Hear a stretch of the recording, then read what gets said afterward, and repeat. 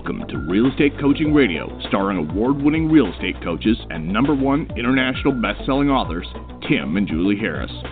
Real Estate Coaching Radio is the nation's #1 daily radio show for realtors who demand authentic, real-time coaching.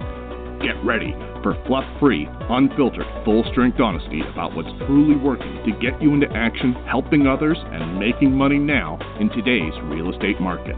Now to our hosts, Tim and Julie Harris. Hey, welcome back. We have a great part 3 of our show that we started last week. And this show and the previous 2 are all about preparing you for 2020. As hopefully you've been listening, you know that your 2020 has already started. It doesn't start in January, or in some cases, let's be honest, some of you don't restart your careers until the spring. Your 2020 has already started. Why is it critically important that you take what I just said seriously? Because every top producer, though they won't readily admit this to you because they don't want you knowing the secret, and I don't like using that word secret, but it really is a secret, is that your year, the next year, always starts in fourth quarter of the previous year. Why is that true? Because if you start your new year in the new year, you're going to then have to basically be restarting when everyone else is restarting as well.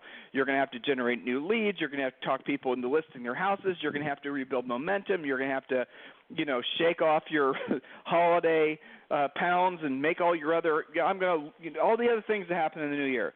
And then you think you're going to restart your business successfully. There's a reason that so many of you have a bell curve on your income. You make no money at the beginning of the year. You make some money 2, 3, maybe 4 months if you're lucky in the middle of the year, and then you start to taper off towards the end of the year. And then you try to blame the market. And then you try to blame interest rates. Then you try to blame external reasons for the fact that you actually didn't move the needle. You had 2 or 3 good months. You may have even been Realtor of the Year. You may have gotten every placard there is to get in your brokerage. Everyone might think you're the most successful thing ever. But if you then go and look at how much money you made this year versus last year, it may be the same, if not less. But most importantly, when you look to see how close you got to maybe paying off debt, maybe you look to see, did you accumulate any wealth? You didn't. Most people, this is not just real estate agents, most people just muddle through. They have no real plan, and so as a result of that, they actually never really accomplish much in life, especially when it comes to finances. Real estate, our business, our industry, the easiest way for you to have almost an unfair advantage on the new year is to work now, which means you're going to, again, to be clear, be working when other people, as in your competition, isn't working. But you're also working when sellers are at home answering the phone. You're also working when, generally speaking, there's lots of reasons to reach out to people because of the holidays. One of the little things that Julie and I used to do is we would intentionally send out our greeting cards, our holiday cards, dare I say Christmas cards, boo hiss, and we would do it before everyone else would, so that then we would follow up with a phone call, right, asking if they, just having a nice normal conversation with them. And because they had just recently received our greeting card, they were more than willing to have a nice conversation with us, and we always generated business from doing that. So one of the advantages you have to working this time of year is people are in great moods for the most part. Generally speaking, people are going to be answering the phone. Generally speaking, there's going to be lots of reasons, holiday reasons, to reach out to folks. And yet, what do many agents do? What do many brokers do? They rationalize that there's no business to be had this year. They rationalize that, don't put your house for sale at this time of year. You have to put it back in the spring. They basically are trying to rationalize being lazy.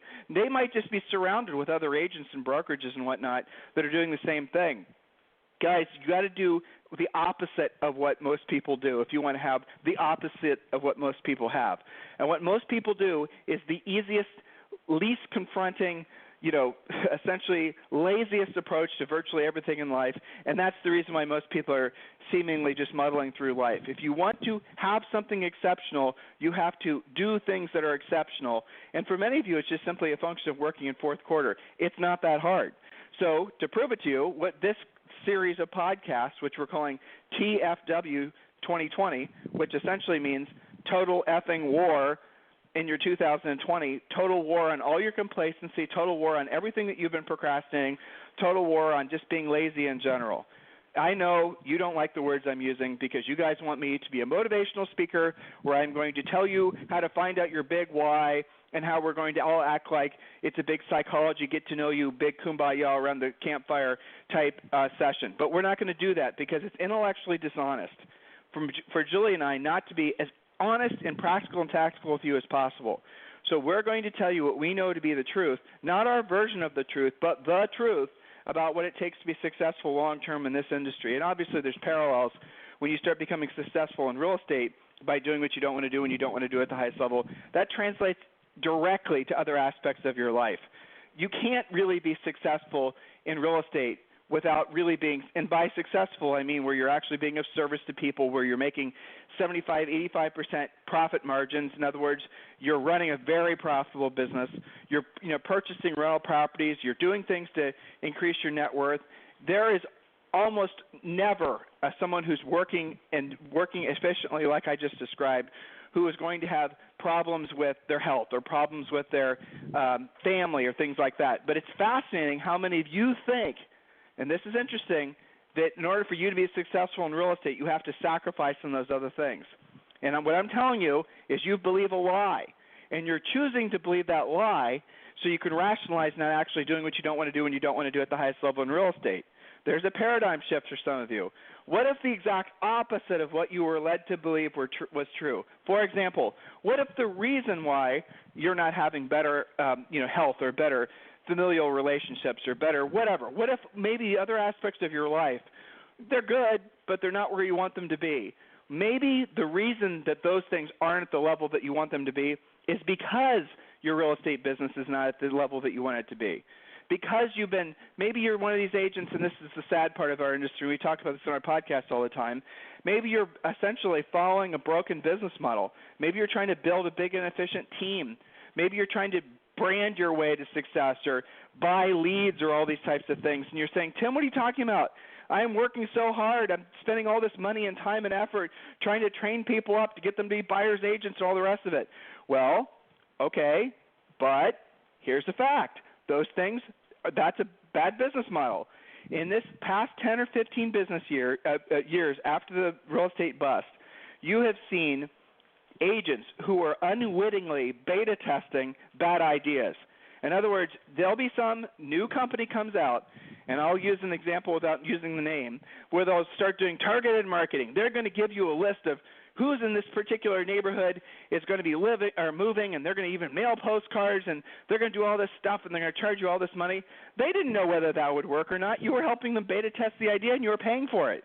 Well, how many of you have been beta testing, like buying leads or the whole team thing, guys? The current team model is a train wreck.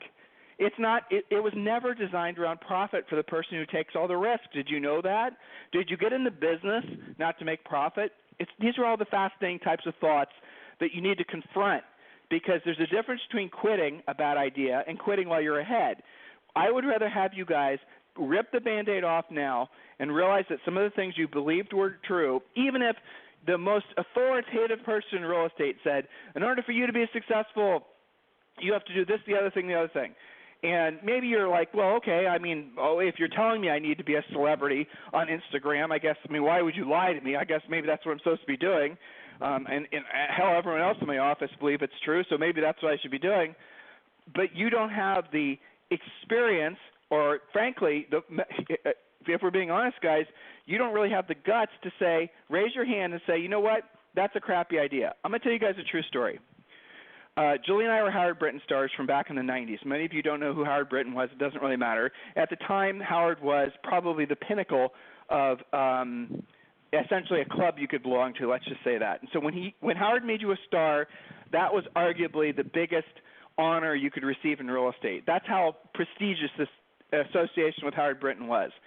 Howard created, and Howard stars, when Julie and I were one of them, were essentially the instigators, if you want to know, put it in the right terms, of the big team model, for example, and branding. You guys think all this stuff is new? It's not. None of it's new. It's just rehashing. And these bad ideas percolate up every time there's a seller's market, and they go away when the market shifts back towards a buyer's market.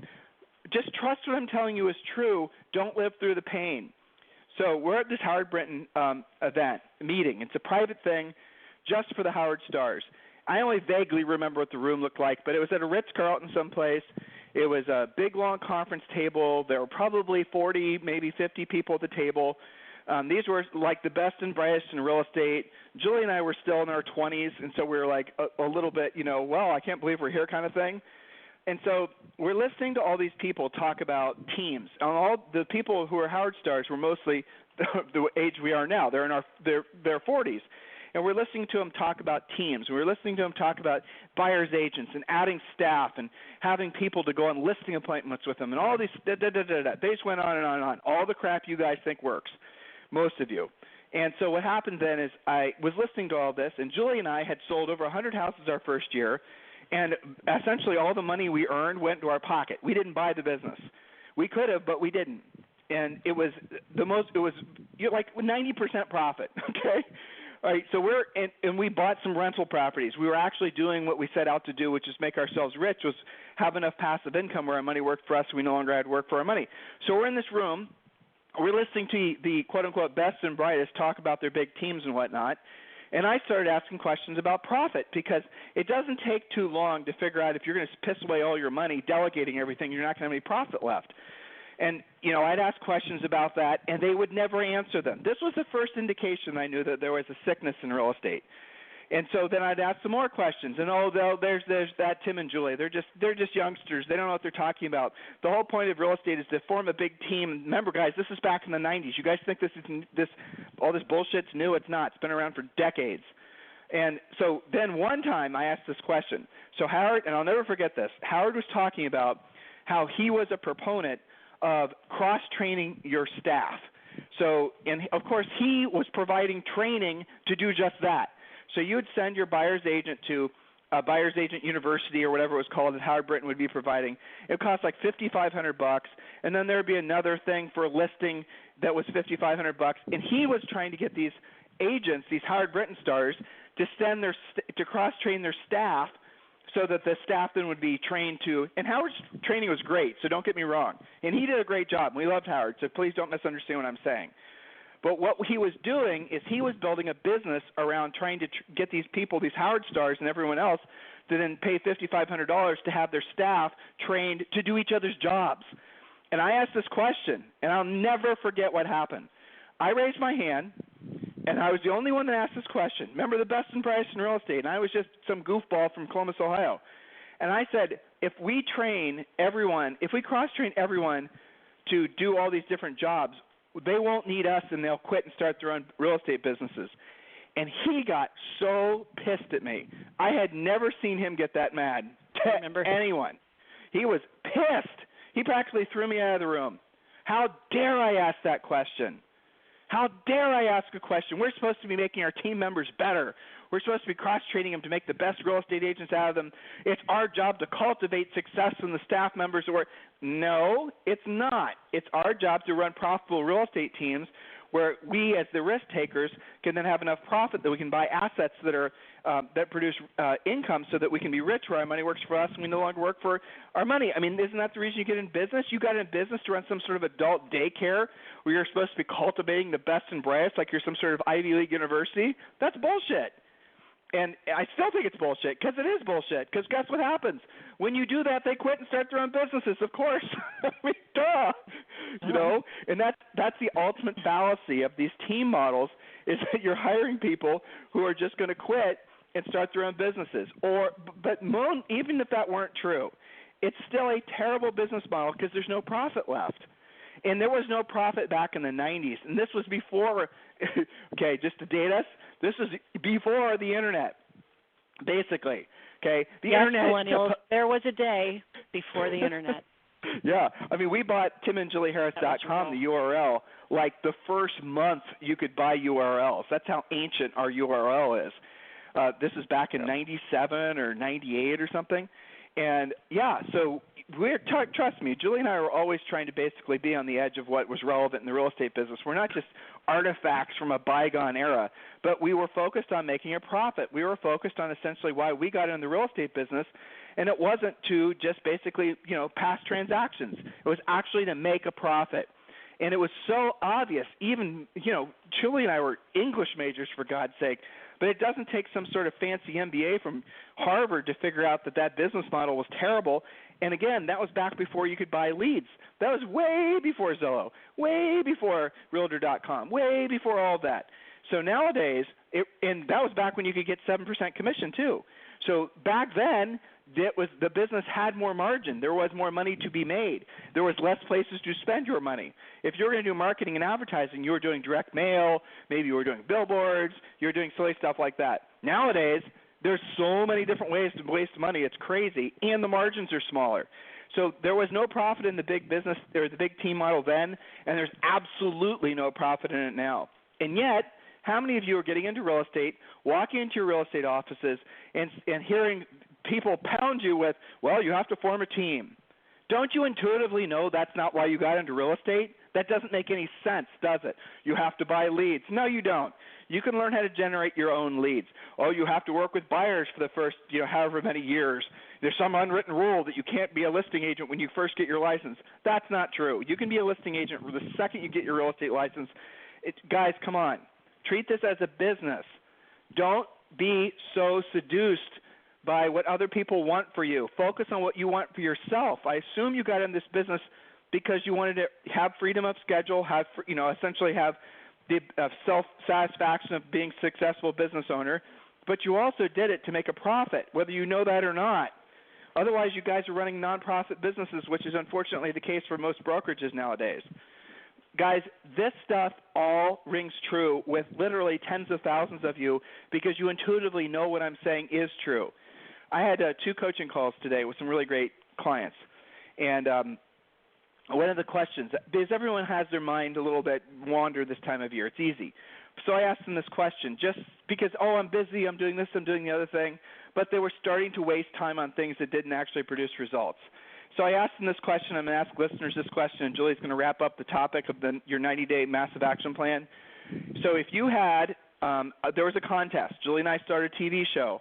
And in order to win this TV show, you have to take 20 listings by the end of the year to win the contest, 20 listings at the end of the year, and you get an all-taxes-paid cold check for $1 million. And you can't buy the business. You cannot, cash the sellers in on the proceeds to, anything like that. But you have to take 20 listings in essentially the next 90 days, and you get $1 million. Everyone who participates gets $1 million. Here's what's interesting. I want you to ask yourself that question in all seriousness. If you were to want to actually accomplish that goal, if this were for real, because it's obviously not, but if it were for real, I bet you already, just as I was muttering those words and you figured out what I was going to say, before I was even done saying it, I bet your mind already went to work trying to figure out how to do it. It did, didn't it? Wasn't that fascinating? Do you see how amazing your brain is at trying to solve problems? Why don't you trust that? Why are you wasting time asking yourself what to do? You all know what you would do. And here's the shocking truth. What you would do to take the 20 listings, or maybe it's 10 listings, don't be overwhelmed by a number, just stay with me on the concept here. The things that you would do to accomplish that goal are the very things that you're not doing now. Think about that. So the things that you know that you would do, if you really were focused on accomplishing that goal, would be probably in the most case the exact opposite of what you do this time of year. Because mostly what you're doing this time of year is wrap-up activities. You're just wasting time, waiting for the calendar to run out, waiting for holidays to happen, football games and other things, and buying new shovels at Home Depot if Julie and I are from or whatever. That's what you're doing. But I want you to reposition your thinking. I ask you to make it so that 2020 for you is your best year ever. So declare war on your own apathy and do that now. Don't wait. Take advantage of it now. So if that competition were real, what would you be doing to go after the business? You'd be picking up the phone, wouldn't you? You'd be learning how to talk with expired listings. You'd be doing all the things we teach you in Premier Coaching. And you would not be screwing around. You'd not be wasting time. You'd not be trying to figure out how to take better pictures for your Instagram feed or spend 20 minutes modeling in front of something so you could try to look like some sort of diva. You wouldn't do any of those dumb things, would you? So you know what you're doing is wasting time, and yet you still choose to do it. Why? Because somebody lied to you. Because you've chosen to believe the lie. These things are the truth. Folks, why did you get in this business? You got in this business to help people and to help yourself and to make money, right? Do more of that. and it's going to get you to where you ultimately want to be. If you had to choose between being famous and rich, honestly, which would you choose? Many of you would say, oh, I want to be rich. Then why are you spending all your time trying to be famous? You can't have both. If you can only have one, choose rich, because when you're rich, you're free. When you're rich, you can actually have an impact on yourself, obviously, and your family members and whoever else you choose to impact. When you're poor and you have a problem, okay, it's not the same problems you have when you're rich. When you're rich, you can, generally speaking, write a check and make whatever your problem is go away. You can't do that when you're poor. Julie and I are going to do a show. Julie, we need to finish the notes on that you have a moral obligation to be rich. We're going to talk about that on an upcoming podcast. But I want you to consider what I'm saying and actually hold yourself accountable to what the inner conversation is going on in your head. If you've been following a path that has not gotten you to large amounts of profit this year, do the smart thing and stop following that path, because if it has not worked in a seller's market, whatever you've been doing, it is absolutely not going to work when the market starts to shift. And what many of you are going to do is wait too long to move away from the bad idea. You're going to wait too long to stop doing what's not working because you don't want to admit that you were on the wrong path. You guys understand? Julie, does this make sense? It absolutely makes sense, especially this time of year. We started this series off talking about rules for fourth quarter, TFW rules, working when other people aren't working. So I wrote down 6 things just now as a result of some very recent coaching calls and more evidence of a changing, shifting market. So on the theme of do what you don't want to do when you don't want to do it, but at a very high level, because you guys do know what to do. Remember the game show question. Of course your subconscious is already telling you what to do. And it's mostly things that you know how to do. You've just been lazy about, like actually talking to your past clients. This program has been a presentation by Tim and Julie Harris, Real Estate Coaching. For more information on our real estate coaching and training programs, visit our website at timandjulieharris.com. Remember to tune in weekdays at noon for upcoming shows, and until next time, thank you for listening to Real Estate Coaching Radio with Tim and Julie Harris.